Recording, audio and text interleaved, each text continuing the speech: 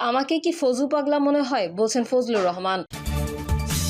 বর্তমান পরিস্থিতিতে নির্বাচন হলে সংকট আরো বাড়বে, বলছেন ব্যারিস্টার আনিস। জানাবো জাকসু নির্বাচন, ভোট কেন্দ্রে গিয়ে অবাক, আগেই ভোট দিয়েছে অন্য কেউ। নূরের জন্য কান্নায় ভেঙে পড়লেন ভিপি সাদিক কায়েম। এবং সর্বশেষ জানাবো হবিগঞ্জে শিশুদের ঝগড়া নিয়ে দ্বন্দ্ব, দুই পক্ষের সংঘর্ষে আহত 50। এতক্ষণ শুনছিলেন সংবাদ শিরোনাম, এবারে বিস্তারিত। তবে তার আগে অনুরোধ থাকবে আমাদের চ্যানেলটি সাবস্ক্রাইব করে বেল আইকনটি ক্লিক করুন। আমাকে কি ফজু পাগলা মনে হয়, বলছেন ফজলুর রহমান। বিএনপি চেয়ারপারসনের উপদেষ্টা পদ স্থগিত হওয়া সাবেক এমপি বীর মুক্তিযোদ্ধা অ্যাডভোকেট ফজলুর রহমান বলেছেন, আপনাদের কি মনে হয় আমি ফজু পাগলা? আমাকে কি পাগল মনে হয়? আসলে আমাকে পাগল উপাধি দিয়ে রাজাকারেরা বাঁচতে চায়। শুধু আলবদর আর রাজাকারের বাচ্চারা ছাড়া আমাকে কেউ ফজু পাগলা বলে না। ফজলুর রহমান বলেন, যখন দেখছি মুক্তিযুদ্ধ রাখবে না, মুক্তিযুদ্ধকে কবর দিয়ে দেবে, যখন দেখছি 30 লাখ মানুষের রক্ত এই দেশে বৃথা যাবে, 2 লাখ মা বোনের ইজ্জত বৃথা যাবে, তখন আমি মনে করেছি না, আমি ছাড়বো না, আমি তাদেরকে ছাড়বো না যারা মুক্তিযুদ্ধকে স্বীকার করে। যখন এসব কথা বললাম, আমার সঙ্গে যুক্তিতে পারে না, তখন কিছু মাওলানা, আজহারি, আমির হামজা, আবদুল্লাহ তারা বলা শুরু করলো, ও তো পাগল, ও তো ফজু পাগলা। জামায়াত ইসলামের উদ্দেশ্যে ফজলুর রহমান বলেন, মুক্তিযুদ্ধ হলো, দেশ স্বাধীন হলো, কিন্তু জামায়াত ইসলাম বলে ওইটা ছিল ভাইয়ে ভাইয়ে দ্বন্দ্ব, আর এই দ্বন্দ্ব নাকি ভারত লাগিয়েছিল। তিনি বলেন, আমি মুক্তিযুদ্ধের পক্ষে আমরণ বলে যাব, এ বিষয়ে কোনো আপোষ নেই। যেদিন পত্রিকায় জামায়াত লিখলো এই দেশে কোনো মুক্তিযুদ্ধ হয় নাই, বলল মুক্তিযুদ্ধ রাখবে না, তারা যুদ্ধ করেছে, তারা বেশিরভাগ নাকি হিন্দু, ইন্ডিয়া থেকে এসে যুদ্ধ করেছে, অস্ত্র নিয়ে যারা যুদ্ধ করেছে তারা আল্লাহর কাছে মাফ চাও। সেদিন আমি বলেছি, এই আলবদরের বাচ্চারা, রাজাকারের বাচ্চারা এখনো আমি জীবিত আছি। সেদিন আমি বলছি মুক্তিযুদ্ধের পক্ষে। আমি কি এমনিতেই জামায়াতের বিরুদ্ধে বলছি? আমি কি ঝগড়া করার মানুষ নাকি? জামায়াতের আমিরকে চ্যালেঞ্জ ছুড়ে দিয়ে ফজলুর রহমান বলেন, আপনার বাড়ি তো সিলেটে 19টি আসন আছে, কোন আসনে দাঁড়াবেন বলেন, আমি আমার দল থেকে সেই আসনে দাঁড়াবো। 19টির মধ্যে একটা আসনও যদি পাশ করতে পারেন তাহলে ভাববো আপনারা বাপের বেটা। তিনি বলেন, আমি ধর্ম বিদ্বেষী নই, জামায়াত বিদ্বেষী। আমি ধর্মকর্মে বিশ্বাসী একজন মুসলমান। তবে জামায়াত ইসলাম নয়, তারা জামা কাপড় ইসলাম, তাদের প্রতি আমাদের বিদ্বেষ রয়েছে। আগামী সংসদ নির্বাচনে আমি ধানের শীষ প্রতীক নিয়ে নির্বাচন করতে চাই। দলের কাছে আমার অনুরোধ, আমাকে ধানের শীষ মার্কাটা দেবেন। ফজলুর রহমান বলেন, দল আমাকে 3 মাসের জন্য স্থগিতাদেশ দিয়েছে, আমি মাথা পেতে নিয়েছি, তবে আমি ধানের শীষ প্রতীক নিয়ে নির্বাচন করতে চাই। দলের কাছে এটাই আমার চাওয়া। আপনারা জনগণ দলের কাছে 2টা জিনিস চাইবেন, একটা হলো ফজলুর রহমান, আরেকটা হলো ধানের শীষ মার্কা। বর্তমান পরিস্থিতিতে নির্বাচন হলে সংকট আরও বাড়বে, বলছেন ব্যারিস্টার আনিস। জাতীয় পার্টির চেয়ারম্যান ব্যারিস্টার আনিসুর রহমান মাহমুদ বলেছেন, সরকার বলছে ফেব্রুয়ারিতে নির্বাচন হবে, জাতীয় পার্টিও নির্বাচন চায়, কিন্তু তার আগে দেশে নির্বাচনের পরিবেশ সৃষ্টি করতে হবে। বর্তমান দেশে যে পরিস্থিতি বিরাজমান, তার মধ্যে জাতীয় নির্বাচন হলে দেশের সংকট আরও বাড়বে। তিনি বলেন, বর্তমানে দেশে আইন শৃঙ্খলা পরিস্থিতির অবনতি, অর্থনৈতিক দুরবস্থা, লোডশেডিং, দ্রব্যমূল্যের ঊর্ধ্বগতি, মামলা বাণিজ্য, সব সন্ত্রাস চলছে, মব সন্ত্রাস চলছে। এর মধ্যে অবাধ, সুষ্ঠু, নিরপেক্ষ ও অংশগ্রহণমূলক নির্বাচন সম্ভব কিনা তা সরকারকে ভাবতে হবে। ব্যারিস্টার আনিস বলেন, দেশে এখনো মামলা বাণিজ্য চলছে, এখনো নতুন করে বাণিজ্যের জন্য মিথ্যা মামলা দেওয়া হচ্ছে। এই মিথ্যা মামলা থেকে রেহাই দেওয়ার জন্য সরকার নতুন আইন করেছে।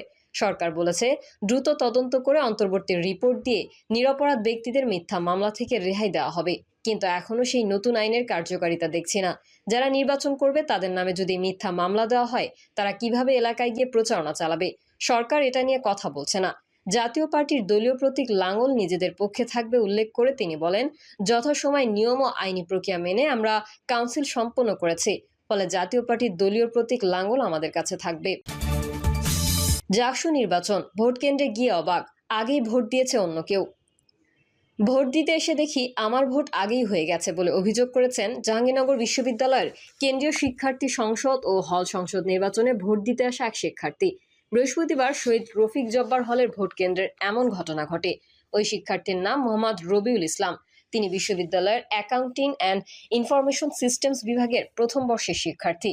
তিনি বলেন, আমি 20 মিনিট লাইনে দাঁড়িয়ে ভোট দিতে এসে দেখি আমার ভোট আগেই অন্য কেউ দিয়ে গেছে। জীবনের প্রথম ভোট এভাবে নষ্ট হবে আমি কোনোদিন ভাবিনি। অভিযোগের বিষয়ে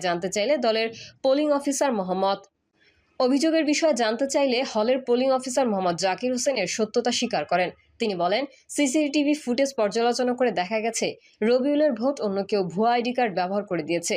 পরে রবিউল যখন তার আসল আইডি কার্ড দিয়ে ভোট দিতে আসে তখন সেটি যাচাই করে সত্যতা নিশ্চিত হই। আমরা বিষয়টি ইতোমধ্যেই কেন্দ্রীয় নির্বাচন কমিশনকে জানিয়েছি। নূরের জন্য কান্নায় ভেঙে পড়লেন ভিপি সাদিক কায়েম।